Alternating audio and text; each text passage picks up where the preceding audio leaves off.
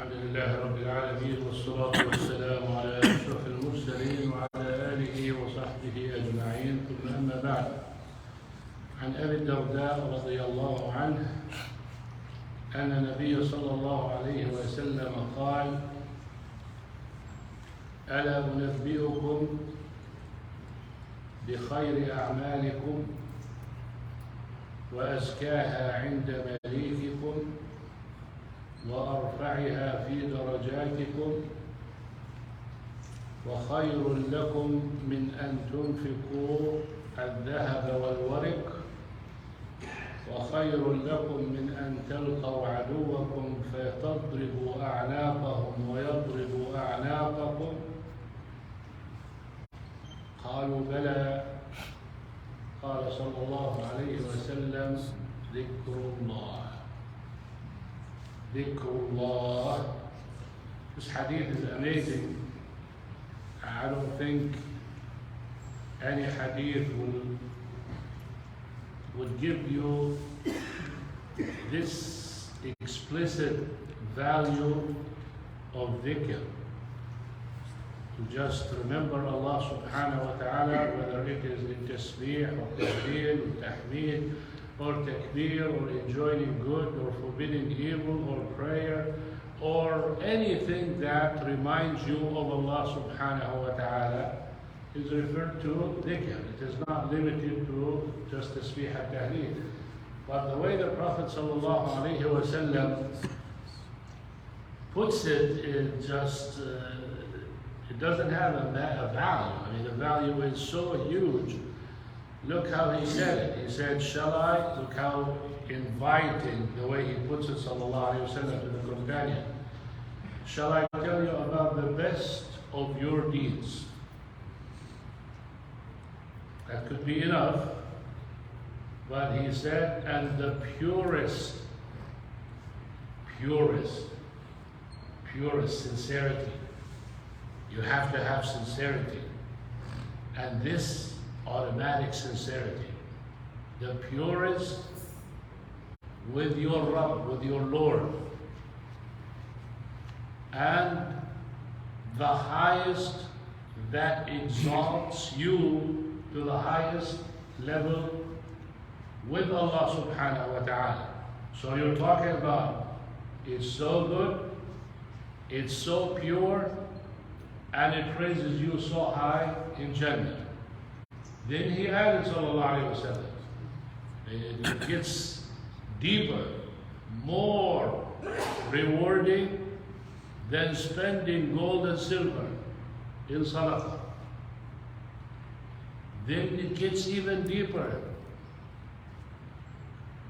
more rewarding than meeting your enemy and they smite your neck and you smite their neck. So basically, dying for the sake of Allah subhanahu wa ta'ala. Answer is indeed. What? Yes, Prophet of Allah, tell us. And you probably expected, or they're probably expecting something so big, something so huge to be this valuable.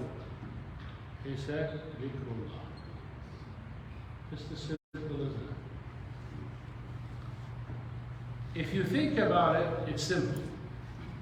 But if you think deep about it, it's not that simple. You think it's simple to remember Allah subhanahu wa ta'ala all the time, when you're happy, when you're sad, when you're tired, when you're playing, when you're fighting, when you are angry. It's not. So it sounds easy, and even let it be just tasbih and tahleel and tahmeed. How much do you do for it? Do you remember Allah subhanahu wa ta'ala all the time? No.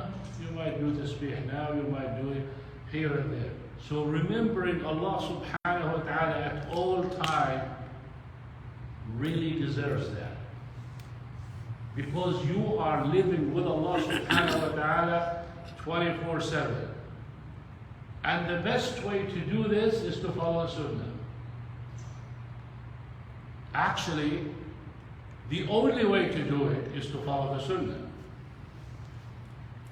Because I enter the masjid, I have a sunnah. I exit the masjid, I have a sunnah. I sleep, I have a sunnah. I wake up, I have a sunnah. I get in the car, I have a sunnah. I exit from the car, I have a sunnah. I fight, I have a sunnah. I get angry, I have a sunnah. I get tired, I have a sunnah. Everything you have, there's a sunnah. So basically, when you are walking in this life, you have, as a believer, if you want to fulfill that, you have to have the sunnah to follow. And that's why Sufyan al-Thawri رضي الله عنه قال إذا إن استطعت ألا تحك رأسك إلا بدليل فافعل. يعني you have to have a proof, basically, or a sunnah to do anything, even if you want to scratch your head. That's really living and remembering Allah subhanahu wa ta'ala. And the question is, do you have a proof to scratch your head, Sheikh? Yes, you do. Rasul sallallahu alayhi wa sallam said, "La darar wa la dirar." You don't harm yourself and you don't harm others. And this is harm on me, so I need to remove it. When you scratch, you feel good.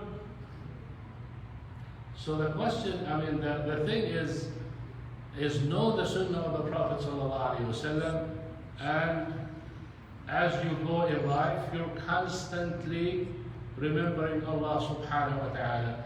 When your eyes follow things, you're remembering Allah subhanahu wa ta'ala. It's either you're going to say subhanallah, or alhamdulillah, or I can't believe this, basically reflecting if you see evil, you can't change it. So you're constantly thinking of Allah. It amazes me that sometimes, like you're sitting with someone, for instance, just to give you an example, and the person is eating with his left hand, and you're sitting with him, and you're sitting with him daily, and it doesn't come to your mind, and you eat with your right hand, but it never comes to your mind that he is eating with the left hand, and you need to do something, enjoy good and forbid evil. And when you say to the person, "Oh, I didn't notice," because you're not with Allah subhanahu wa ta'ala. If you're with Allah subhanahu wa ta'ala, you're looking at the person in front of you, and you're looking at your actions, the same thing. So, seeing the person in the front of you, remembering Allah subhanahu wa ta'ala. So when a person looks at the opposite gender, why does he turn his eyes? Because he doesn't like to look? No, because he remembered Allah subhanahu wa ta'ala told him, turn away. So he does it. And when you look at someone doing haram, you remember Allah subhanahu wa ta'ala, He told you change it. By hand, by word, or by hatred in your heart. So this is a hadith that is in too much detail, looks simple, but it's not that simple. But if you follow Sunnah, what do? You go to Jannah.